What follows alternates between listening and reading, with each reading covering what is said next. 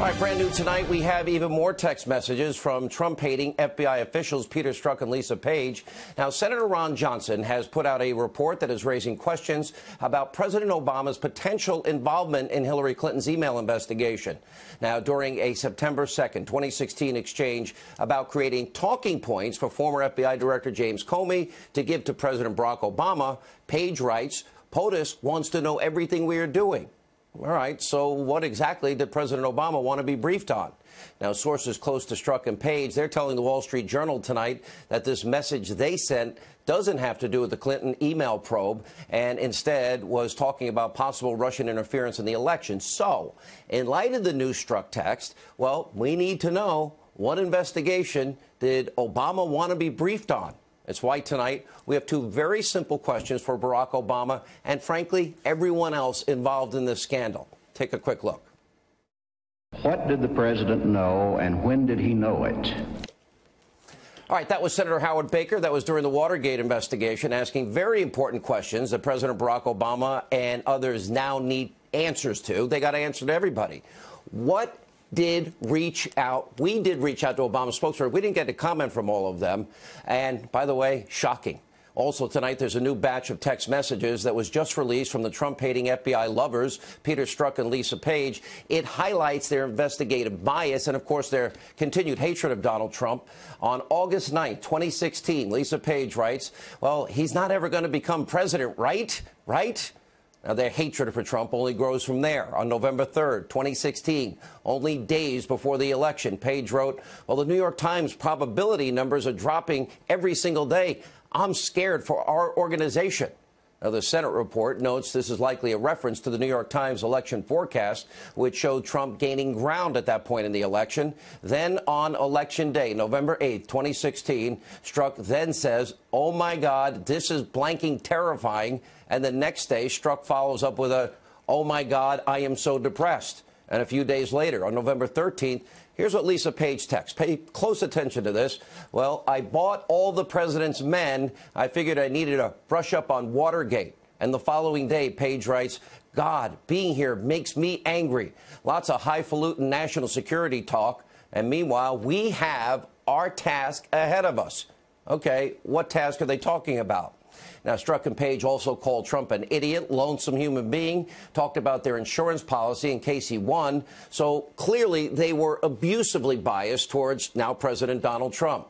And here's what's very important. Peter Strzok, and to an extent Lisa Page, who was Andrew McCabe's legal counsel, they're at the center of everything in all of this. Now, Strzok was a former top intelligence official at the FBI and signed the documents, remember, to start the Russia investigation. And Strzok also played a key role in the Clinton investigation, even interviewing Hillary and helping James Comey write that exoneration months before the investigation. And, of course, by overseeing the interviews of not only Clinton, but also General Flynn. And, by the way, he's the one guy who helped put the fix in, one of a couple. And that allowed Hillary Clinton to remain in this presidential race. Otherwise, very likely, if it was a fair investigation, she probably would have been indicted. And a new text message proves that on September 28, 2016, Strzok says, got called up to Andy's earlier, who we think is Andrew McCabe, hundreds of thousands of emails turned over by Weiner's attorney to the SDNY, the Southern District of New York, includes a ton of material from spouse. That means Uma Abedin sending team up tomorrow to review. This will never end. Here's why this is important. According to reports, what's in the upcoming DOJ Inspector General report we expect next month is what caused Andrew McCabe to abruptly resign at the end of last month. And the Wall Street Journal is reporting that the FBI officials, top officials, including McCabe, they knew about Uma Abedin's emails that were found on Anthony Weiner's laptop in September of 2016, but they waited for at least a month before alerting Congress. Now, that text message provides very key proof that's showing that Comey, McCabe, and others, they literally sat at a crucial moment on Uma Abedin's emails that were discovered on Anthony Weiner's laptop. Now, the question is why? And what took them so long to notify Congress, which they should have done? Now, the IG report is due out in the spring, probably in March, and hopefully those questions will be answered. Now, there are also other text messages from Strzok and Page that are raising a lot of red flags tonight. On May the 19th, 2 days after Robert Mueller was named the special counsel, Strzok was talking about joining the investigation with Mueller, and Strzok asked Page this question: an investigation leading to impeachment? Why are they talking about impeachment? Now, keep in mind, during that same text exchange on May 19th, 2 days after Robert Mueller was named special counsel, Strzok says, well, you and I both know the odds are nothing. If I thought it was likely, I'd be there, no question. I hesitate in part because of my gut sense and concern that there's no big there. So Strzok knew from the start that Mueller would be carrying out a witch hunt pretty much. There's also new revelations about former Attorney General Loretta Lynch and her involvement in the Clinton email cover-up. In June 2016, Bill Clinton infamously, remember, meets with Loretta Lynch on the tarmac in Phoenix for 40 minutes, which caused Lynch to say on July 1st she's stepping away for the investigation and she would just accept the FBI's conclusion. Now, keep in mind, all of this is before Hillary Clinton was ever interviewed by the FBI. So after Lynch's statement that she was taking a back seat, she would go along with the FBI, and James Comey, the same guy that she said, don't call it an investigation, call it a matter, Strzok then writes to Page, oh, timing looks like hell. And Page replies, yeah, that's awful timing. And then Page later adds, it's a real profile in courage since she, Loretta Lynch, knows no charges will be brought. By the way, they hadn't interviewed Hillary yet. And 4 days later, Comey holds his press conference right after they interviewed Clinton, and that was Strzok's interview, and they let Clinton off the hook. So Page, Strzok, Lynch, Comey all knew that Clinton wouldn't be charged, and the Obama administration, in fact, was rigging it, and the fix was in. All right, also tonight, even more evidence that the FBI lied to a FISA court using that Clinton bought and paid for dossier to spy on the Trump campaign. Now, last night, we explained in depth about the unredacted details in the Grassley-Graham memo. Here are the highlights if you weren't with us. Now, the phony dossier, in fact, did make up the bulk of that FISA application. And in March of 2017, James Comey, he briefed Congress that the FBI used the dossier in a FISA application because they thought Christopher Steele was credible. So Comey, he just trusted Steele. Why bother verifying it? He didn't. Now, the FBI only vaguely referenced the dossier's political origins to the FISA court. So what they were doing was hiding the fact. They didn't tell the FISA court judge in their application that that dossier that they didn't verify was bought and paid for by Hillary Clinton. Now, the senators also accused Steele of materially misleading the FBI.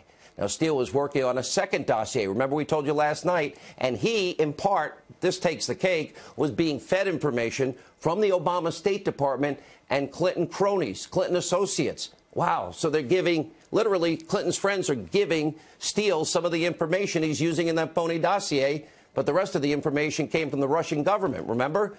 He was saying the government was the source for the phony dossier material.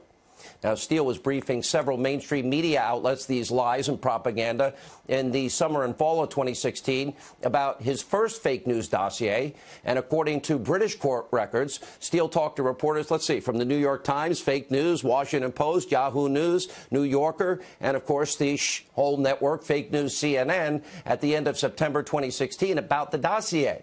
And we previously uncovered that Fusion GPS co-founder, remember Glenn Simpson, he actually testified to a congressional committee that the Clinton campaign and the DNC were very aware that his company was contacting media outlets. They were coordinating, in other words, about the dossier, coordinating their efforts to leak these Russian lies. And also remember, the Senate report says the dossier, as we told you last night, full of information from the Russian government.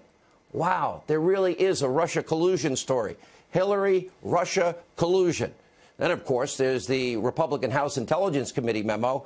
Remember the highlights from that document. The former Deputy FBI Director, Andrew McCabe, revealed to Congress, without that dossier, the FISA warrant to surveil would never have been approved. Now, the FISA judge was, in fact, in this particular case, never notified that the dossier was bought and paid for, again, by the Hillary Clinton and the DNC, funneled through the same law firm, which, of course, is a huge problem. And we also know that James Comey, Andrew McCabe, Sally Yates, Dana Bente and Rod Rosenstein all approved surveilling in this particular case. Now, the FBI also used the Yahoo News article written by Michael Isikoff about the Carter trip to Russia.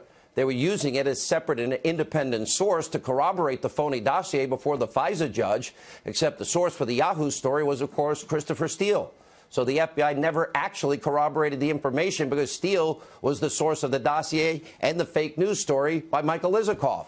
And we also know that no one ever verified what was in the dossier. And, of course, the memo shows that Steele was, suspended and terminated as an FBI source for leaking to the press. Demoted DOJ official Bruce Orr had a close relationship with Steele. And remember, Orr is the guy who had an office 4 doors down from the Deputy Attorney General Rod Rosenstein, who would later appoint Robert Mueller. And Orr's wife, Nellie, want to talk about just coincidences in life? Oh, Orr's wife was employed by Fusion GPS, specifically working on the anti-Trump opposition research. And Bruce Orr said that Steele said, quote, he was desperate. The author of the dossier, desperate that Donald Trump not get elected and was passionate about him not being president. And finally tonight, the memo finds that during the first FISA application for that warrant, corroboration of the Steele dossier was in, quote, its infancy stage. They never verified the Russian paid-for lies by Hillary and the DNC. So the FBI lied to a FISA court judge. They used a dossier full of Russian lies to spy on the Trump campaign just before an important American election. And America's powerful tools of intelligence were weaponized to spy on an opposition campaign during an election year. Now, the key people involved need to explain themselves.